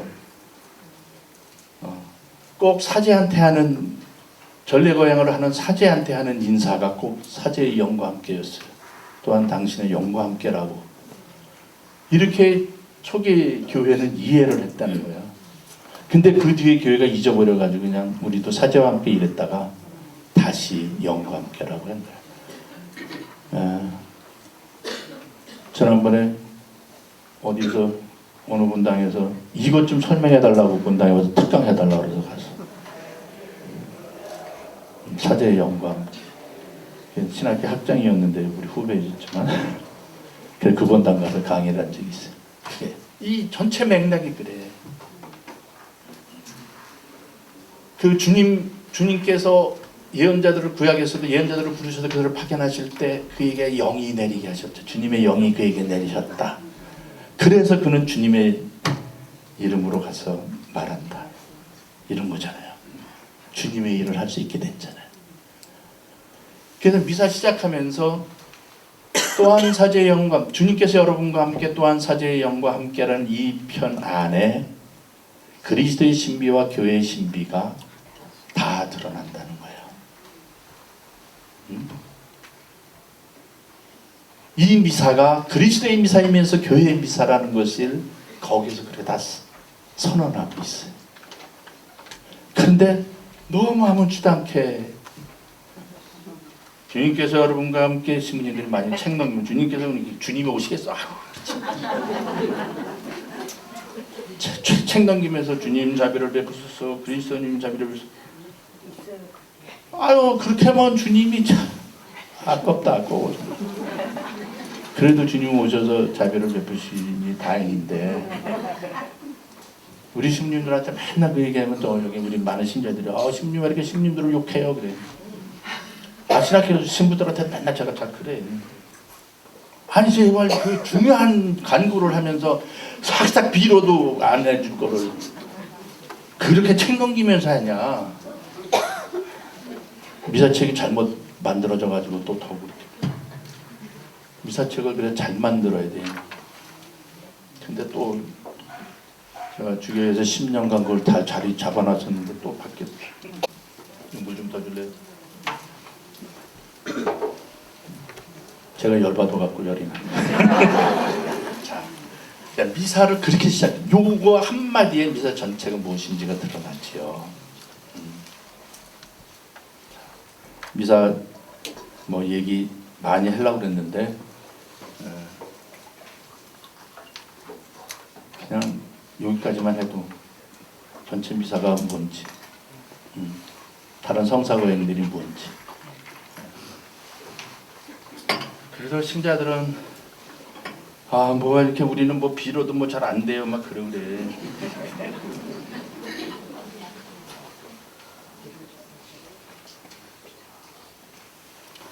왜 안 돼요? 잘못 빌어서 그렇지.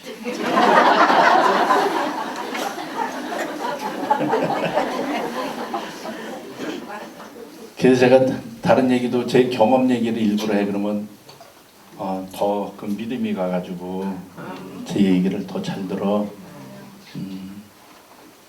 미사에 여러분들 열심히 미사 예물도 내고 막 하면서 미사하고 그러는데 요즘에는 미사가 막 좀 이상해져가지고 제가 40년 전에도 43년 전에 42년 전에도 거의 42년 전에도 미사 드리면 신자들이 미사 예물로 5만 원을 줬거든요. 40년 전에도. 지금은 죄다 본다게 10,000원, 20,000원이야. 40년이 지난 뒤에 이렇게 가치가 추락한 건 미사 예물밖에 없어. 그러니까 저자마다 미사는 뭐 많이 드리잖아. 읽을 수가 없이 막 들어와. 그 세대 이상 안 받던데 한 대만 받아야 되는 거였는데도 막 그래. 근데 내가 돈 적게 내겠으니까 바람도 찍을 거야. 다 불교나 용한 무당 찾아가서 돈 1,000,000원쯤 가지고 기아집 한 채쯤 갖다가 바치면서 기아집도 없지만 그래야 열심히 광고할 텐데.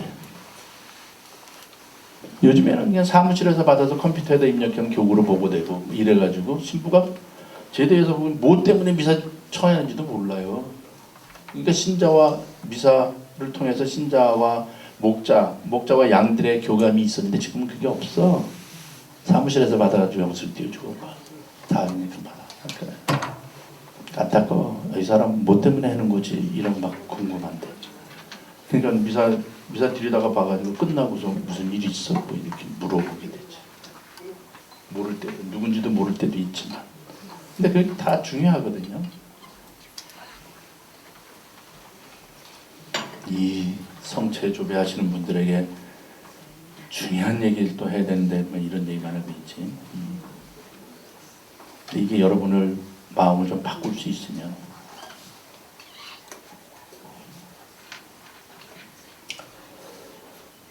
제가 로마에 있을 때 오늘 이렇게 차려서 일어나는데 이렇게 그래가지고 왼쪽을 딛지를 못하겠더라고. 이게 그리고 계단도 못 내려가겠어. 그 여름에 휴가를 가서 성모병원에 정형외과 최고 의사를 한테 갔는데 서울에 오니까 웬 지하도가 죄다 그냥 계단이 많은데 더 죽겠어. 근데 뭐 다 사진 찍어 오고 뭐 어쩌고 했는데 좀 이상한 것 같기도 아닌 것 한번 뭐 잘 아니라고 뭐 이랬는데 내가 걷지를 못하겠는데. 근데 나중에 로마 가서 다시 좀 더 악화가 되고 나빠져서 했는데 인대가 끊어지고 무릎인대가 끊어지고 연골이 파괴됐다는 거예요. 그러니까 그때는 이제 지팡이를 의존하지 않고 그리고 이 진통제 이탈리아 진통제 되게 좋은 게 있는데 진통제를 먹지 않으면 걸을 수도 없어요. 그런데 로마의 신자들이면 제가 로마 한국신학원 원장을 하면서 로마에 있는 모든 한국 이탈리아만 로마의 모든 한국 신자들에 대한 사목 책임도 맡고 있었는데 신자들이 사순 제4주일하고 대림이주일에는 성주순례견 피정을 가요. 그래서 고해성사 다 보고 뭐 거기서 다 하고 이러는데 그냥 신자들이 조금 이제 빠드레 삐오 성지를 가자는 거야. 조바니로 떤더라고. 근데 제가 그분을 별로 안 좋아했거든. 뭐 이렇게 뭐 여러 가지 이유 때문에 안 좋아 그랬는데 거길 갔어.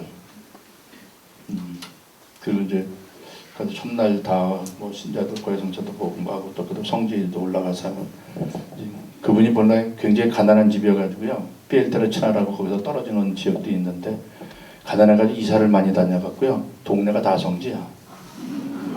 부자는요 그 한 집에 살아갔고요. 그 집만 성지야. 가난한 사람은 여기저기 이사를 많이 다녀갖고 그냥 이사 다닌 집이 다 성지야. 살던 집이 돼갖고. 예수님도 많이 돌아다녀갖고 다 성지잖아요, 이스라엘. 근데 하여튼 이 파드레 삐오 이 양반, 제가 유학 시절에도 그때는 돌아가신 지 얼마 안 됐기 때문에 그 이탈리아의 굉장한 반응이 그 신심이 굉장했었습니다만 그때도 지나갔는데 제가 또 다시 20년 뒤에 가가지고 또 다시 가서 10년을 살면서 이제 그런 일을 좀 만나게 됐는데 뭐 신자들 가지고 또 그래 가자 그러고 갔는데 그 형이 고해성사를 굉장히 잘 주시던 분이죠. 이제 가서 이제 돌바닥에 이렇게 어떻게 무릎을 꿇어 제가 얼른 일어났지. 그 다음 번으로 간 데가 그분이 늘 고해성사를 주던 그 고해실이 있는 그 경당이었어요. 거기서도 무릎을 꿇고 똑같이 아프지 안 아프겠어? 그때 기도했어요. 주님, 저도 무릎 꿇고 기도 좀 할 수 있게 해주십시오. 주님, 저도 무릎 꿇고 기도 좀 할 수 있게 해주십시오. 그 순간에 무릎이 나았어.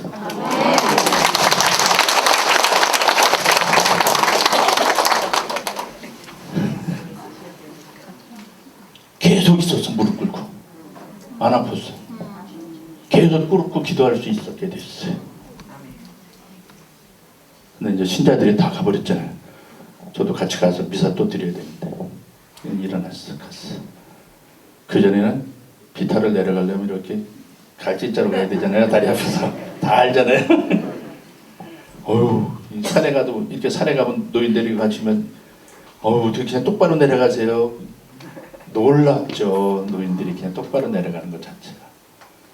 제가 그냥 똑바로 올라갈 때도 이러고 오는데 지팡이 짚고 오는데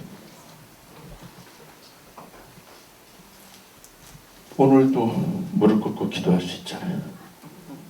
네, 이게 그래서 어떤 신자들이 왔는데 그 바티칸 베드로 대성당에 베드로 사도 무덤 앞에서 미사를 드리는데 미사 지향이 봉투가 잔뜩 있어요. 근데 돈이 많이 들었나 그랬더니 전부 편지만 들었어. 서울에서 신부 없이 신부 비용 성지순례 비용 안 되려고 신부 안 데리고 온 거거든. 그래가지고 와서 저보러 해달라고 그래가지고 제가 며칠 쫓아다녔어. 이탈리아를. 프랑스고 성지들을 다. 근데 보니까 우리 집값이 오르게 해주십시오. 딸이 어떤 사람 만나고 시집차게 우리 아들이 회사에서 지금 전부 그런 거야. 그래서 제가 잘 읽어봤다 그랬어. 다음날 미사는 이제 베드로 성당에서 이제 떠나서 프란치스코 성당, 프란치스코 성인 무덤 아래 경당에서 미사를 드려서 그 위에가 바로 프란치스코 성인의 무덤이야. 근데 그날 복음이 죽은 이들의 장사는 죽은 이들에게 맡겨라 했어. 여러분들은 죽음을 끌어안고 사는군요. 제가 어저께 여러분들이 낸 미사 지향 다 잘 봤습니다. 여러분들의 바람이 이 선교쇼를 통해서 이루어지고 싶은 바람이 뭔지 다 봤습니다. 죽음을 끌어안으려고 그러고 죽음을 놓지 못해서 죽음만 끌어안고 사는 거야. 그런데 프란시스코는 그걸 버렸어. 프란시스코 성인의 그 무덤이 있는 자리가 옛날엔 사형터잖아요. 제일 저주받았던 곳인데 지금은 그분이 묻힘으로써 제일 축복의 땅이 됐죠.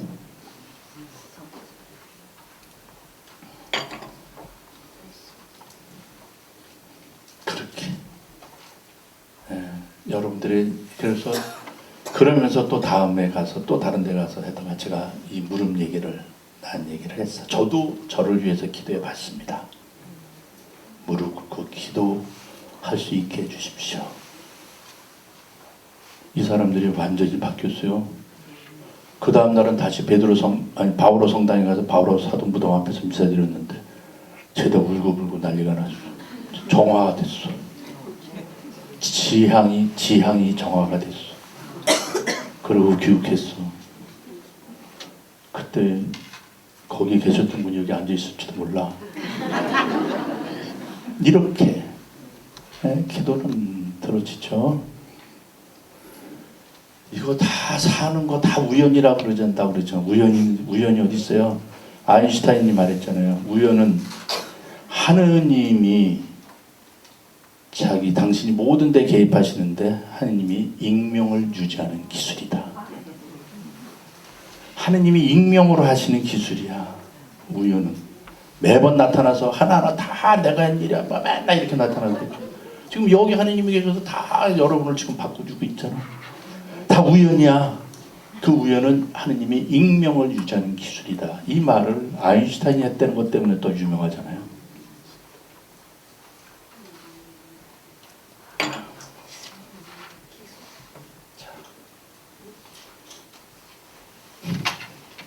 이렇게 하나 더 할까? 시간이 다 됐지만 오늘 어떤 사람이 전화해서 저도 모르는데 로마에 성지 전례 왔다가 자기 남편이 죽게 돼가지고 중환자실에 입원한 지가 얼마 됐는데 스님이 좀 오셔주시면 기도 좀 해서 병원을 좀 오시면 저를 어떻게 하세요? 스님한테 저 강의 들은 적이 있어요. 여기 로마 신자들 수첩을 보니까 스님 이름이 있어서 전화했다. 갔어요. 죽었대요. 의사들이 다 중환자실에 포기하고 버렸어요. 그냥 떠오르었어. 제가 이를 덮어놓은 시트 뭐 다 뺏기고요. 귀에다 대고 얘기하면서 제 얘기가 들리면 어떻게든지 반응을 보이려고 애를 좀 써보십시오. 제가 보겠습니다. 어떻게든지 표현하려고 애를 기를 써라. 근데 진짜 발가락 끝을 좀 움직였어. 그래서 살았다고 그랬는데 의사들은 에이 빠들에 아이씨님 우리가 지금 하루 이틀 보는 거 아니면 죽었다는데 그 과정이 있어요. 서울에서 비행기 타고 오면서 벌써 이 심장박동기가 작동을 해가지고 이 사람이 해가지고 그대로 계속 죽으면서 온 거여서 뇌세포도 많이 죽고 그래서 죽었다고 그러고 못 산다는 거야. 그래서 근데 아니 지금 나한테 반응을 보인다는 거야. 아이 말도 안 된다는 거야. 와봐라 그래가지고 의사 셋이 저기들 앉아있는데 셋이 왔어. 그러면 자기네가 하라는 대로만 해보래. 귀에다 대고 얘기하면서 이 사람한테 계속 한마디 이렇게 얘기를 해. 시간은 한참 가요. 했어. 그러면 호흡기 뽑을까 그래 의사들이. 그러면 이거 띠에서 죽으면 안락사예요. 의사도 걸리고 저도 걸려. 그냥 죽인 거야. 호흡기가 있어서 뛰지도 못하는데. 근데 제가 의심 없이 뛰어라. 됐어. 여전히 심장이 정상적으로 심도를 그리고 있었어. 그러니까 이제 의사들도 놀라는데 그 다음 또 한참 또 어떻게 해버려요. 그렇게 이렇게 막 얘기했어. 이 사람 그다음에 이제 의사들이 그러면 입에도 꽂혀 있는데 호수가 입에 호수도 빼라. 탁 빼니까 예수 마리아 그러잖아. 그러고 살았잖아. 네. 그러니까 이탈리아에서 바로는 안 보내고 그다음에 이 사람 정상화 비행기 탈 수 있을 때까지 정상적으로 모든 기능이 회복되고 심장 박동기도 새로 다 해주고 그러고서 안정 찾고 비행기 탈 수 있게 건강이 회복됐을 때 귀국을 시키더라고. 근데 그런 비용이 다 공짜예요. 이탈리아는 사회주의 국가가 돼서. 유럽은 다 병원이 공공병원은 다 그렇게 합니다. 영국 빼놓고. 근데 하여튼 살았어.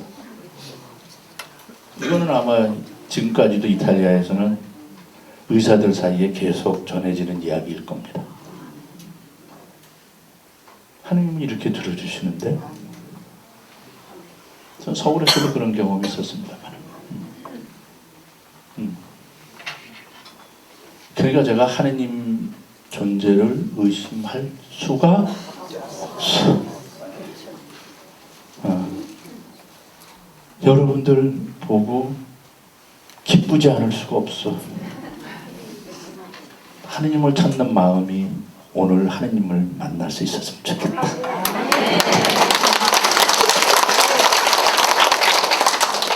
우리가 늘 기도한다는 것은 성체 앞에서 늘 기도한다는 것은 성체 앞에서 죽어라고 앉아서 우리 딸이 잘 되게 해주시고 우리 딸이 좋은 남편 신랑 만나게 해주시고 하고 죽어라고 때를 쓰는 것이 성체 조배가 아니다.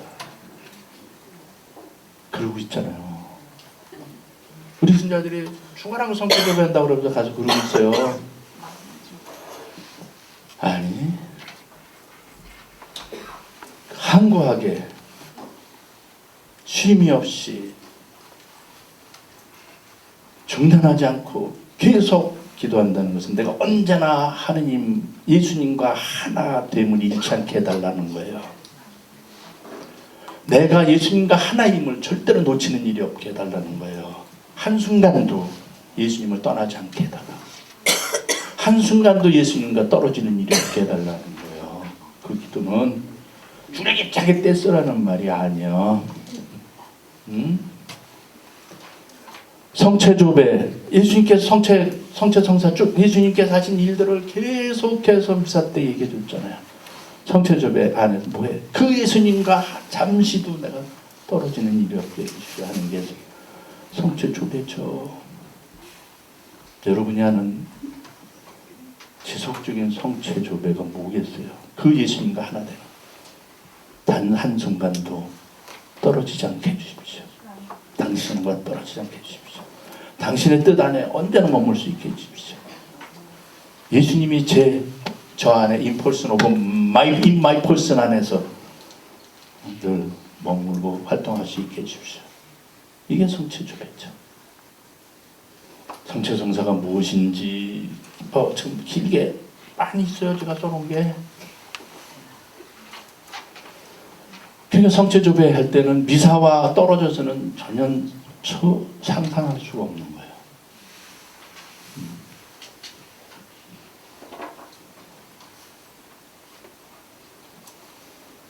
그 미사가 무엇인지 우리 다 잘 알게 되었는데 그 미사에서 만나는 예수님과 온전히 하나 되게 해달라는 거예요. 그렇기 때문에 성찬의 제사를 교회의 모든 예배와 모든 그리스도 신자 생활의 정점이고 원천이라고 이렇게 교회가 정의하는 거죠. 그리스도 신자 생활의 원천이면 정점이다. 모든 예배의 절정이다. 예수님께서 바치신 많은 예배들 기도, 그가 예수님께서 행하신 구원의 업적 중에 가장 최고는 십자가 죽음이잖아요. 그 십자가 죽음을 재현하는 행위는 미사잖아요. 그러니까 미사가 최고의 전례이 있죠. 최고의 예배 있죠. 우리만이 드리는 예배가 아니라 그 미사 예수님께서는 당신을 바쳐서 주님께 제사를 올리지만 가장 완전한 제사를 바쳤고 그것이 우리를 구원하는 행위였던 것처럼 우리가 오늘 바치는 이 미사 거행, 미사 성제 역시 가장 완전한 제사이면서 동시에 그 미사가 우리를 구원하는 성사이다. 우리가 정성껏 바치는 우리의 정성으로 되는 제사가 아니라 하느님께서 능동적으로 먼저 나서서 우리를 구원하시는 행위이다. 에? 거기에 우리가 응답하는 거죠.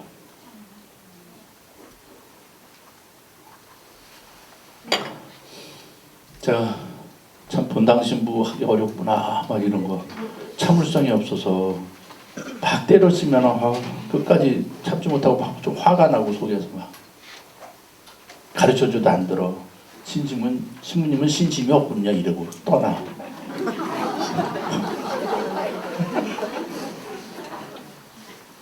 왜 성체조배실 안 열어줘요? 그러면서 신심이 없다 그러죠. 아니 너같이 하면 안 돼. 가서 네 이기적인 기도만 하려고 자꾸 그러지 말고 네가 예수님 마음으로 바꾸는 거에 더 애를 써야지.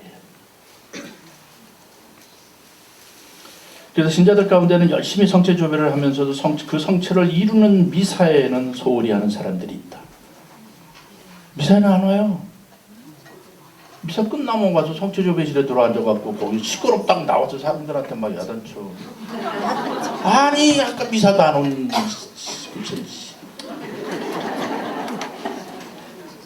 미사 끝나고 성당에 가만히 앉아서 미사 의미를 좀 새기지. 왜 또 금방 뛰어내려와가지고 조배실에 앉아가지고 딴 생각하고 앉았냐고.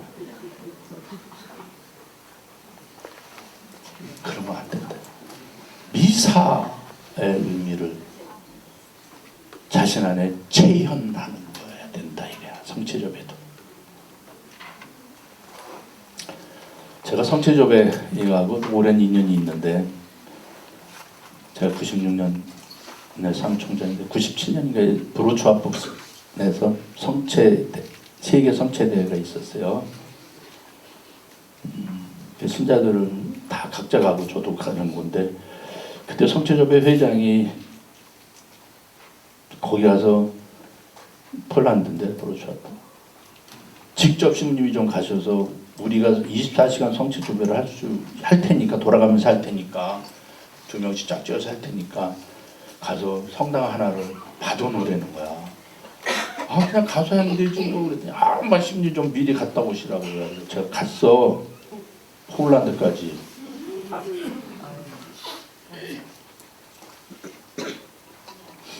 그래가지고 우리 신자들이 또 성체조배회에서 요구해서 그 얘기를 하고 이 사람 거기 신부 담당 신부가 무슨 얘기인지 못 알아듣고 해라 가서 성체조배 해라는 거야. 24시간 그래 해라는 거야. 아니 우리만 할 수 있는 걸 그런 데가 없다는 거야. 그냥 해라는 거야. 그러니까 저도 어떤 상황인지 모르지만 제가 성당을 못 준다는데 어떻게 받아올 수가 없지. 그러니까 와서 그 얘기를 했더니 막 실망해가지고 막 그러죠. 그래서 이제 성체 대회를 할 때 왔잖아요 다. 저도 먼저 갔지만 왔는데 24시간 성당이 꽉 차 있더라고요. 모든 성당이 꽉 차서 폴란드 사람들이 성체조배를 하더라고요. 우리가 2명씩 짝지어서 할 테니 성당 하나를 달라니 그럴 성당이 어디 있어. 꽉 차서 지금 조배를 하고 있는데 그러다가 중간중간 미사하면 또 쉬었다가 또 와 성체조배 미사하면 또 거기서 성체조배 그 성당을 채우면서 밤새도록 그거죠. 그런 경험도 있어요. 제가 실제로 체험한 것들. 미사에 소홀히하면 안 됩니다. 이런 사람들에게는 성체는 미사에서 숙성된 것이며 성체 조배보다도 미사가 더 중요하다는 것을 깨우쳐 줄 필요가 있다.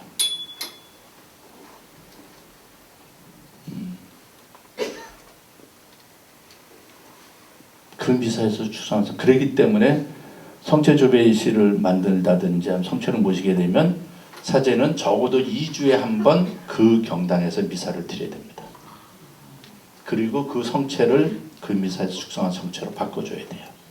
그래야 신자들이 미사 이 조배하면서 이 성체는 어디 별나라에서 하늘나라에서 따로 가져온 거가 아니고 이 미사에서 축성한 성체라는 것을 알아야 돼. 그래야 미사에 더 열심히 하게 돼. 몰래 아무도 없을 때 맨날 바꿔가지고 무슨 특별한 효력이 있는 금딱지 붙인 성체인 줄 알고 막 금맥기한 줄 알고 거기만 가잖아.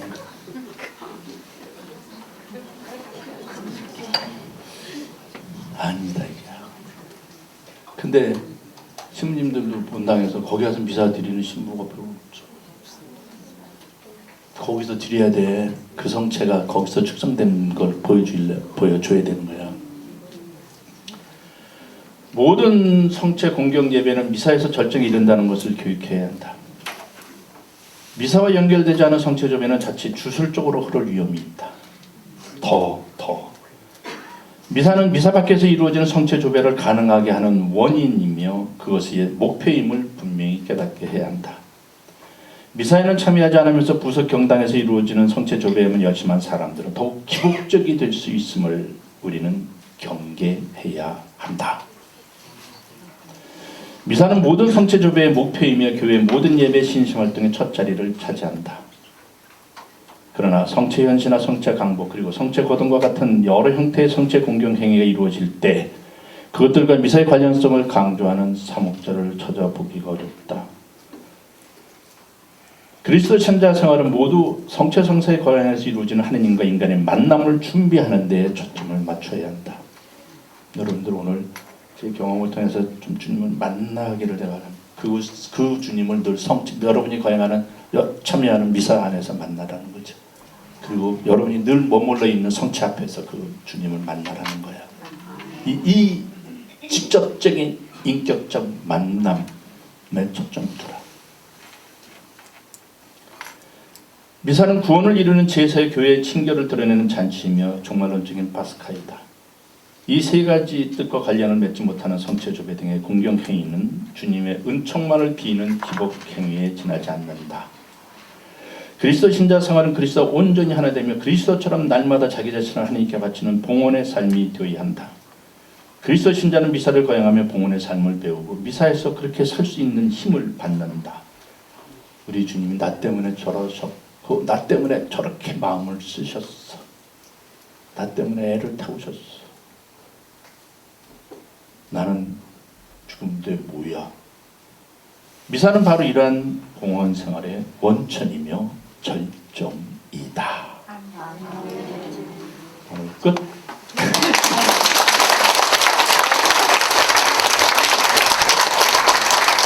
이 원고는 긴데요. 그냥 네 얘기만 했어요.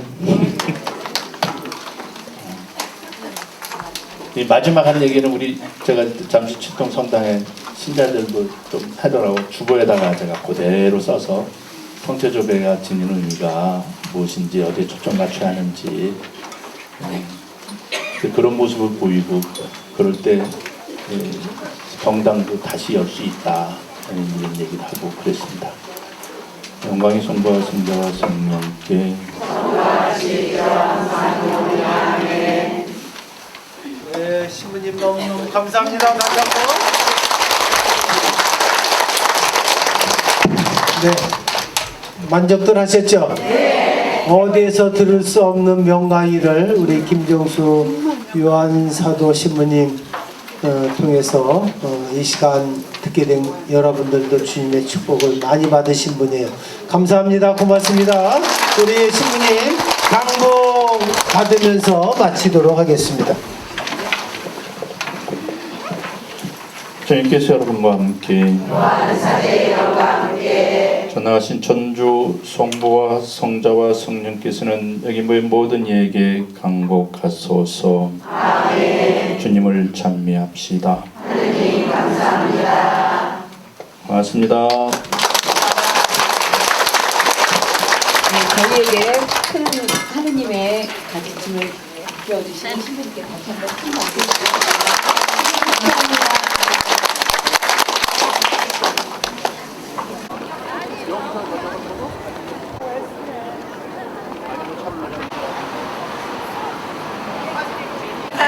해야지. 김종수 하나, 둘, 셋. 김정수 신부님 사랑합니다. 사랑합니다. 공덕동입니다. 공덕동입니다. 그것도 들어가나? 목소리도 들어가요? 아까 계실 때 같이 찍을 걸.